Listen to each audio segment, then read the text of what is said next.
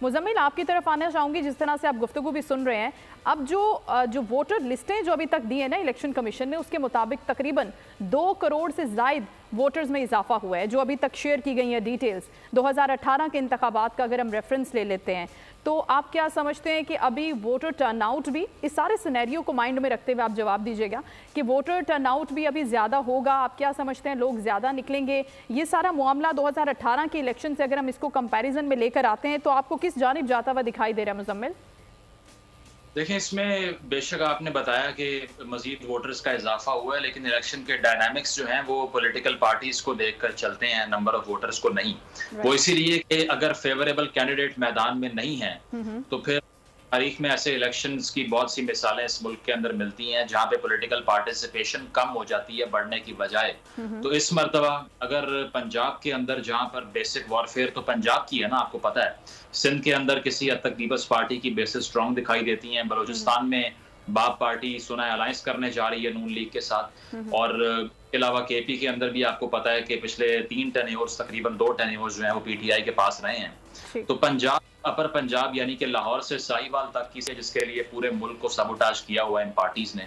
और इसके अंदर अगर देखा जाए तो अगर मौजू उम्मीदवार नहीं होते मैदान के अंदर, लेट्स से के तरीके आपकी लीडरशिप अगर जेल के अंदर है और -1 की लोग बात करते हैं, मैं तो कहता हूँ -2 होगा। उसकी वजह यह है कि शाह महमूद साहब भी इलेक्शन लड़ने की पोजीशन में नहीं होंगे, ना ही चेयरमैन तरीके होंगे।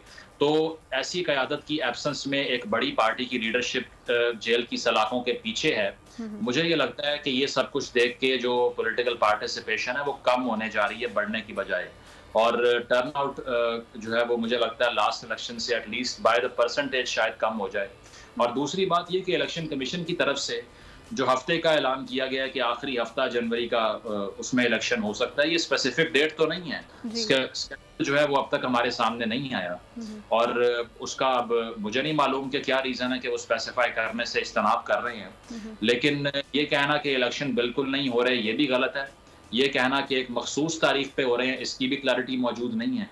तो लगता यही है कि हो सकता है 1-2 अटेम्प्ट सुप्रीम कोर्ट के थ्रू या और जगहों पे लोग करने की कोशिश करें कि इसको डिले मजीद हासिल कर लिया जाए, लेकिन शायद वो बेसूद साबित हों। असल मसला यह है कि अगर फेवरेबल कैंडिडेट्स मैदान में नहीं होते और हल्के सियासत मुतासिर होती है, मियां नवाज शरीफ साहब भी वैसे तो कहा जा रहा है कि आ रहे हैं, अगर नहीं आते तो उस सूरत हाल में एक हंग पार्लियामेंट की सिचुएशन बनेगी, यानी कि जो वोट है वो डिसइंटीग्रेट हो जाएगा छोटे नंबर्स के अंदर, और 2/3 अक्सरियत की कोई बड़ी पार्टी इमर्ज करती है, एटलीस्ट मुझे दिखाई नहीं दे रही। ना ही सिस्टम ये चाहता है इस वक्त कि एक ऐसी बड़ी पार्टी इमर्ज कर दे जो कि डोमिनेट कर दे पूरे सिस्टम को। तो वो एक्सपीरियंस जो है वो बुरा रहा है, और इसीलिए मुझे तो एक हंग पार्लियामेंट दिखाई देती है जिसमें एक कौमी हुकूमत की एक शक्ल होगी और हर पार्टी का थोड़ा बहुत मैंडेट होगा, पावर शेयरिंग फार्मूला चलेगा, और एक कमजोर सेंट्रल गवर्नमेंट आएगी जो कि बाकी इत्तेहादियों पे बेस करेगी कि उनका असेंट मिलता है या नहीं मिलता, जो कि पाकिस्तान के लिए एक अच्छी चीज़ नहीं है। उसकी वजह यह है कि हमें इस दौर में मुआशी फैसले जो हैं वो मुश्किल लेने पड़ेंगे और हमें पावर कंसोलिडेट करनी थी। लेकिन अगर कोई ऐसी पार्टी इक़्तिदार में आती है जो कि इत्तेहादियों के ऊपर इतनी डिपेंडेंट हो कि उनकी मर्जी के बगैर कोई फैसला ना कर पाए, तो इसका नुकसान होगा मुझे लगता है।